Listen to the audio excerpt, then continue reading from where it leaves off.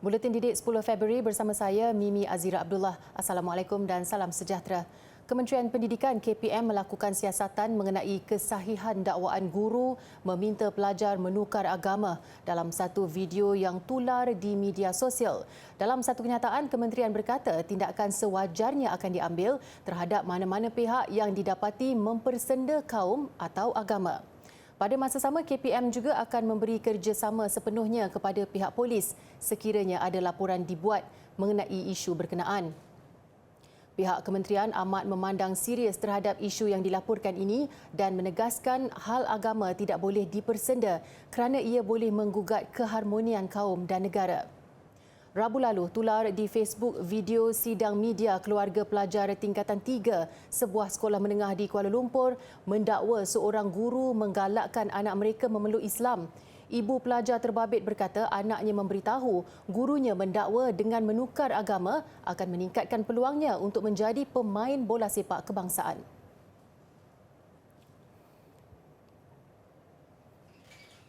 Menjelang peperiksaan sijil pelajaran Malaysia SPM, seramai 148 calon dari Sekolah Menengah Kebangsaan Seri Mahkota di Umbai, Melaka menyertai program bacaan Yasin dan solat hajat sebagai persediaan menghadapi peperiksaan itu. Bacaan Yasin dan solat hajat itu diketuai Imam Besar Masjid Al-Azim Melaka, Datuk Muhammad Hashim. Program berlangsung di Masjid Jami' Ar-Rahman, Kampung Pulai, Serkam dan turut disertai lebih 500 penduduk setempat termasuk ibu bapa pelajar terbabit.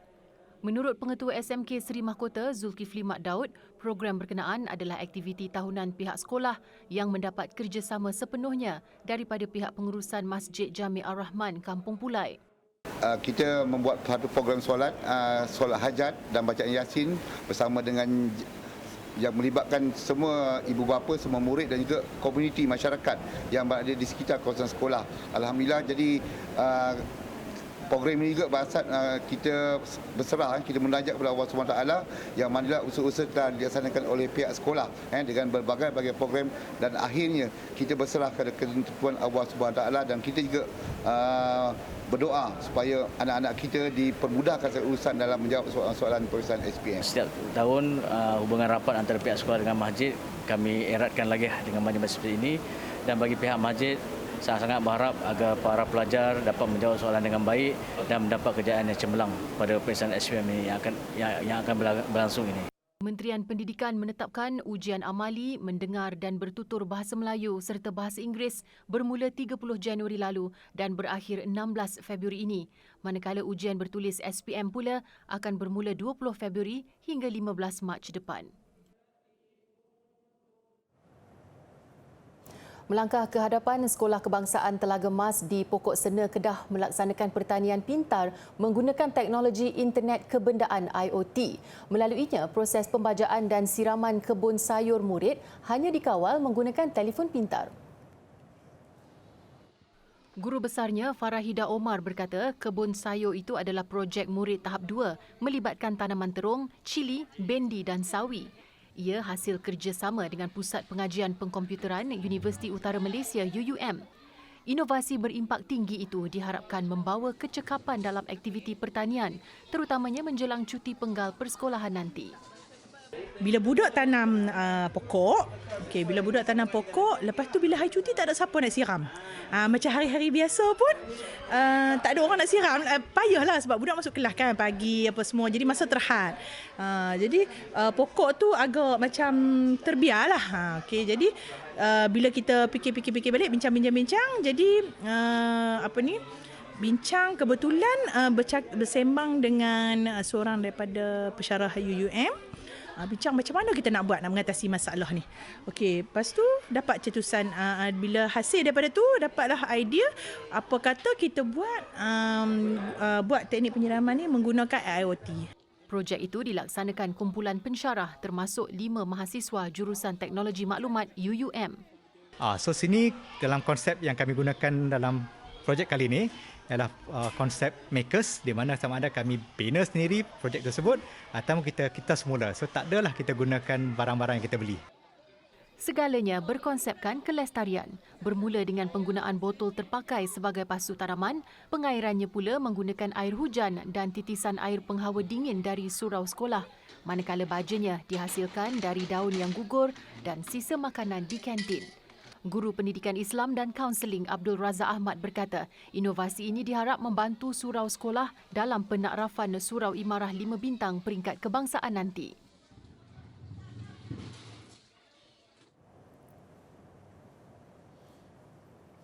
Bagi meningkatkan keberkesanan pembelajaran anak-anak selain menyemai budaya celik digital, Permodalan Nasional Berhad PNB menyumbang 1,000 unit komputer terpakai kepada beberapa sekolah di Selangor dan Kelantan. Sumbangan itu memberi manfaat kepada lebih 50,000 orang pelajar.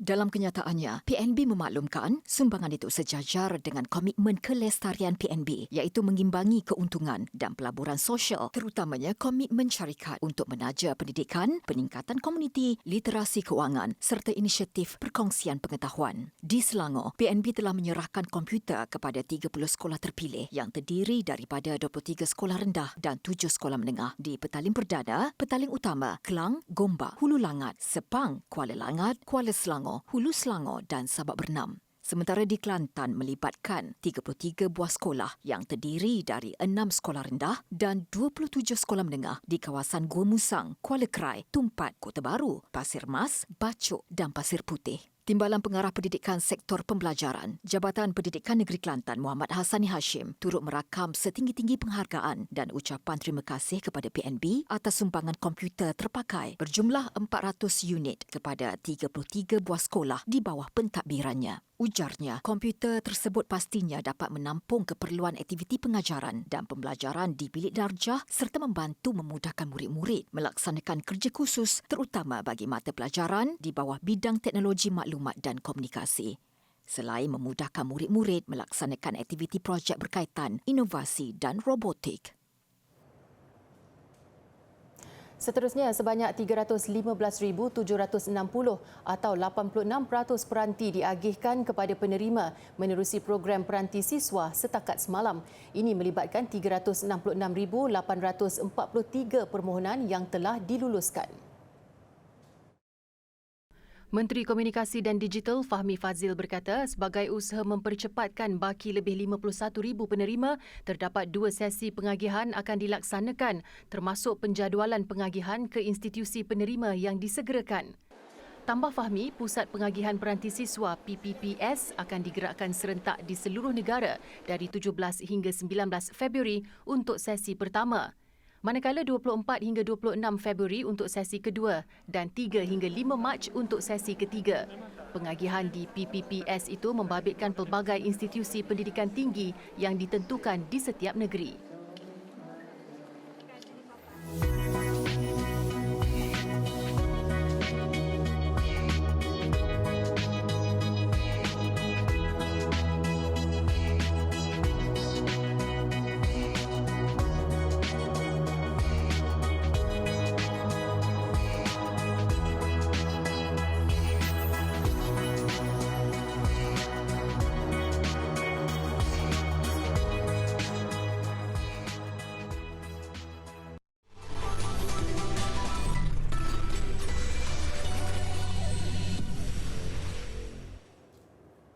Seramai 50 orang murid tahun 6 Sekolah Kluster Kecemerlangan Sekolah Kebangsaan SK Bombalai Tawau Sabah menyertai Majlis Khatam Al-Quran. Program yang menjadi acara tahunan sekolah itu adalah bagi meraikan setiap pelajar tahun 6 sebelum mereka berpindah ke sekolah menengah. Program yang berlangsung di Dewan Sekolah berkenaan bermula jam 9 pagi turut disertai warga sekolah termasuk guru-guru. Menurut Guru Besar SK Bombalai Adam Chok Muifah, inisiatif itu juga bagi melahirkan murid cemerlang bukan sahaja dalam bidang akademik dan kurikulum tetapi dari segi insaniah. Sehubungan itu, beliau berharap murid yang menyertai program ini agar terus menjadikan Al-Quran bukan sahaja sebagai bahan bacaan tetapi sebagai panduan hidup. Dan ini merupakan satu program yang julung-julung kali diadakan selepas pandemik lah. selepas pandemik COVID-19, dan ia merupakan satu aktiviti yang memberikan manfaat yang besar kepada anak-anak kita kerana dia dijangka akan memberikan satu inspirasi kepada mereka untuk terus mengamalkan bacaan Al-Quran ini. Sebab kita di sekolah ini hanya boleh menjadi pencetus sahaja, dan amalannya akan diteruskan dalam kehidupannya dan seterusnya mengamalkan apa yang ada di dalam Al-Quran itu sebagai satu panduan kehidupan kepada mereka. Majlis Khatam Quran ini kita adakan setiap tahun untuk meraihkan murid-murid tahun 6 yang biasanya program ini ada di bawah program Jacob. Jadi setiap tahun murid tahun 6 di akhir semester persekolahan kita akan adakan khatam Quran lah untuk murid-murid yang telah khatam Quran. Mungkin tahun depan kita akan rencanakan seperti yang dicadangkan oleh guru besar. Saya berasa amat bersyukur kerana pihak sekolah telah membuat majlis khatam Al-Quran untuk kami murid tahun 6 yang akan berpindah 1 minggu lagi.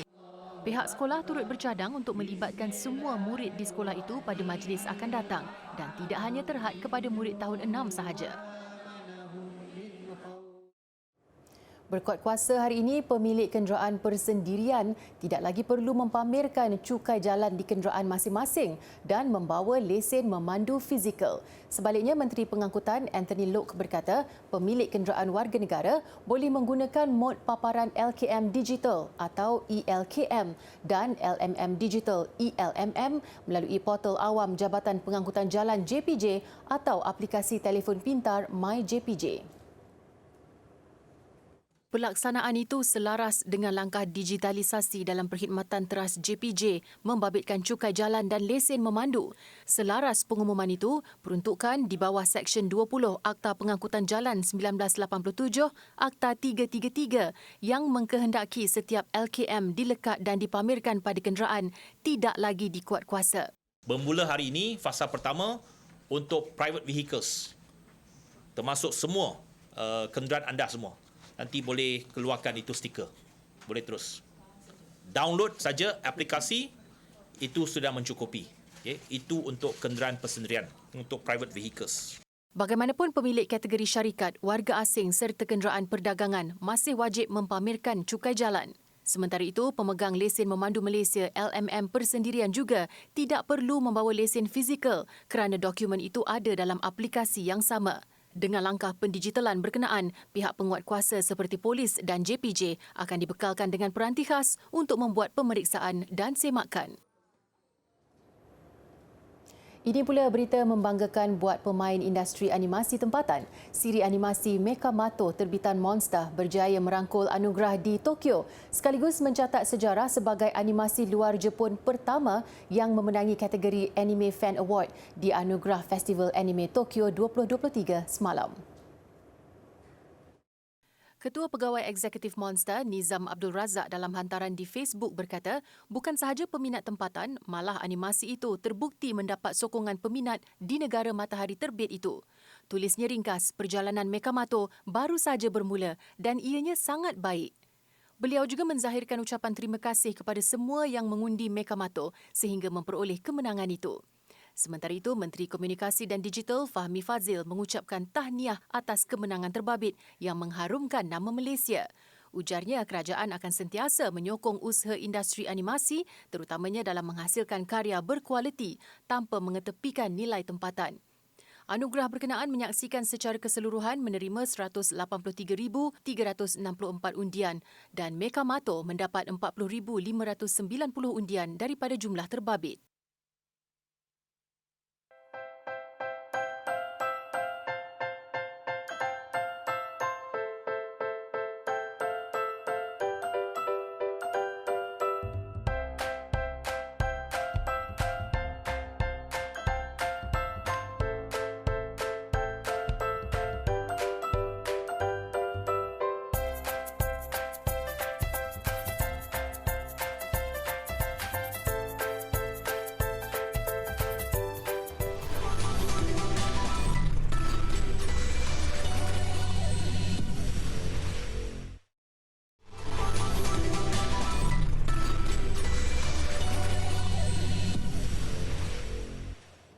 Bertemu kembali.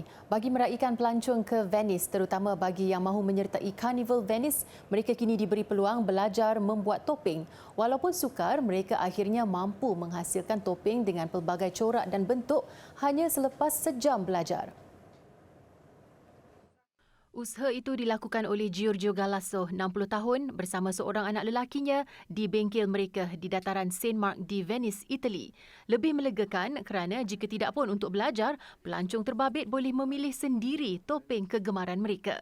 Kebiasaannya, Galasso akan membuat lakaran mengenai topeng yang dikehendakinya sebelum memindahkannya ke acuan daripada tanah liat. Setiap acuan perlu ditampal dengan kertas basah bersama gam selapis demi selapis sebelum dibiarkan kering selama seminggu. Selepas itu, baru ruang untuk mata ditebuk. Sebelum dihias, topeng perlu dilicinkan dan dicat terlebih dahulu. Bahan-bahan yang digunakan sebagai hiasan pula meliputi emas, bulu burung dan bahan lain. Dan meskipun tempoh belajar cuma sejam dan setiap pelancong dikenakan bayaran €50 atau RM232, mereka berpuas hati dengan ilmu yang diperolehi. It was really fun, and an exciting experience to do this. Was it easy? No, it wasn't. It really wasn't, not so easy. Ketika ini, Carnival Venice sudah berusia lebih 1000 tahun. Untuk perayaan tahun ini, Carnival diadakan selama 8 hari dari 4 hingga 12 Februari. Sah penyatuan dua agensi gergasi K-pop, Hype Labels mengesahkan telah membeli 14.8% saham dalam SM Entertainment milik pengasasnya Yi Soo-man. Dengan pembelian itu, Hype kini menjadi pemegang saham terbesar dalam SM Entertainment. Kontrak pemindahan saham ditandatangani Soo-man dan Hype hari ini dengan nilai 422.8 bilion won atau 1.4 bilion ringgit. Dalam kenyataan bersama, mereka memaklumkan untuk bersatu bagi membawa kedua-dua agensi mencapai status game changer dalam industri muzik popular global. Mereka bakal memaksimalkan persaingan global K-pop dalam membentuk platform perniagaan gaya hidup berorientasikan masa depan. Hype juga mengesahkan bakal membeli saham-saham minoriti SM sekaligus mengukuhkan pegangannya dalam syarikat itu. Tidak dapat dipastikan lagi sejauh mana impak pembelian ini terhadap artis naungan kedua-dua agensi. Hype adalah kuasa besar di sebalik kejayaan BTS, TXT, Seventeen dan New Jeans. Artis SM pula antaranya ialah EXO, NCT, Red Velvet dan aespa. Hari ini kita akan belajar tentang pitch, iaitu adalah salah satu elemen di dalam komponen asas nyanyian. Apa itu pitch? Pitch adalah tinggi atau rendah satu not di dalam muzik, dan kita akan mewakili pitch ini di dalam muzik seperti C, D, E, F, G, A, B, C. Dan kita akan menggunakan pitch ini di dalam nyanyian dengan teknik solfege, di mana kita akan menggunakan teknik solfege ini dalam pemanasan suara. Seperti ini. This is your first note. Do. Ready? 1, 2, 3, go.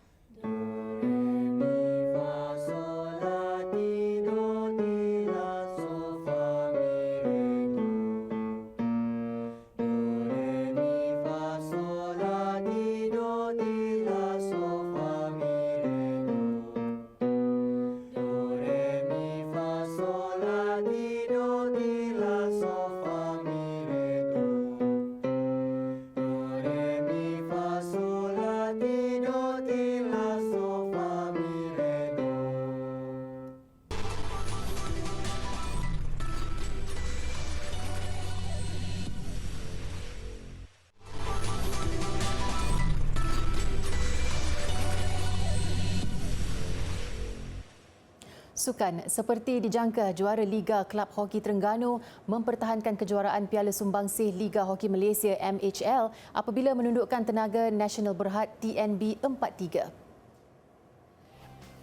Aksi Piala Sumbangsih antara THT dan TNB memang dinanti, lebih-lebih lagi dengan kehadiran semula pemain import dalam saingan MHL selepas 2 tahun. TNB terlebih dahulu di depan selepas Muhammad Azrai Aizat Abu Kamal menjaringkan gol pada minit ke-14.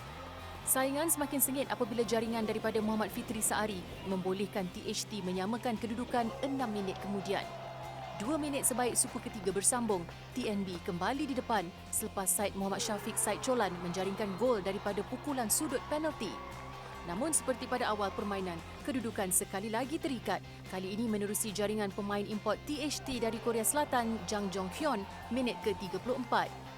10 minit kemudian, THT pula di depan, giliran Shallow Silverius mencipta nama selaku penjaring. TNB enggan berputus asa. Minit ke-49 dan hasil jaringan daripada Muhammad Amirul Hamizan Azhar, TNB mengikat kedudukan kepada 3 sama. Saingan tidak berakhir setakat itu. Berbaki seminit sebelum permainan tamat, Jong-hyun muncul sebagai hero THT apabila menjaringkan gol kemenangan perlawanan. Kemenangan ini membolehkan THT turut meraih 3 mata pertama untuk misi mempertahankan kejuaraan Liga. Saingan untuk bahagian wanita pula menyaksikan Negeri Sembilan ceria menjulang trofi kejuaraan selepas menewaskan KPT Uniten Tanda menerusi penentuan shootout. Aksi sepenuh masa berakhir seri 1-1 sebelum Negeri Sembilan mengesahkan kemenangan dengan keputusan 2-1. Seperti diduga, pertemuan antara Negeri Sembilan dan KPT Uniten Tanda berlangsung sengit sejak dari awal lagi. Dengan perlawanan turut diambil kira sebagai aksi liga, kedua-dua pasukan jelas tidak mahu melepaskan peluang untuk mencatat kemenangan. Seminit sebelum suku kedua berakhir, Negeri Sembilan berjaya memecah kebuntuan gol menerusi jaringan Nur Amirah Syakirah Zulkifli. Aksi kembali seimbang pada baki 30 minit seterusnya sehinggalah minit ke-57, Raja Nur Syarina Raja Syabuddin berjaya menjaringkan gol sudut penalti, mengikat perlawanan dengan kedudukan 1 sama, menyaksikan pemenang terpaksa ditentukan menerusi pukulan shootout. Masing-masing gagal mencipta jaringan pada 3 percubaan awal. Negeri Sembilan terlebih dahulu ceria menerusi jaringan Nur Fatin Dazina Muhammad Zaidi. Namun kembali diikat Nur Maizatul Hanim Syafi Sheikh Fuad. Fatin Syafika Ahmad Syukri kemudiannya menjadikan kedudukan 2-1 memihak Uniten. Kegagalan Nur Zafira Aziz menjaringkan gol menyaksikan gelaran juara sah jadi milik Negeri Sembilan. Kedua-dua pasukan berkongsi 1 mata untuk saingan Liga. Bagaimanapun, ini permulaan positif buat Negeri Sembilan yang turun dengan misi mempertahankan kejuaraan Liga. Berkedudukan selaku pendahulu Liga, laluan Benfica dalam Piala Portugal cuma setakat di peringkat suku akhir. Beraksi dengan 9 pemain akibat layangan kad merah, Benfica jelas masih gah apabila berjaya mengheret Braga ke penentuan sepakan penalti sebelum tewas 4-5.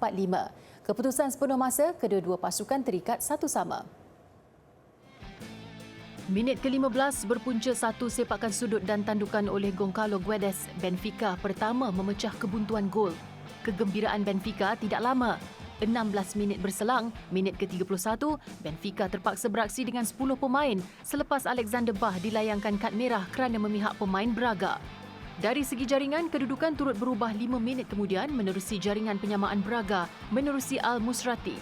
Kekal 1 sama, permainan dibawa ke masa tambahan bagi menentukan pemenang. Sekali lagi nasib malang menimpa Benfica apabila Morata pula dilayangkan kad kuning kedua. Penentuan sepakan penalti, Benfica terus kecewa apabila 1 daripada sepakannya diselamatkan penjaga gol Braga. Braga mara ke peringkat separuh akhir menang 5-4. Peringkat separuh akhir, Braga dijadual berdepan kelab dari Division 2 Nasional.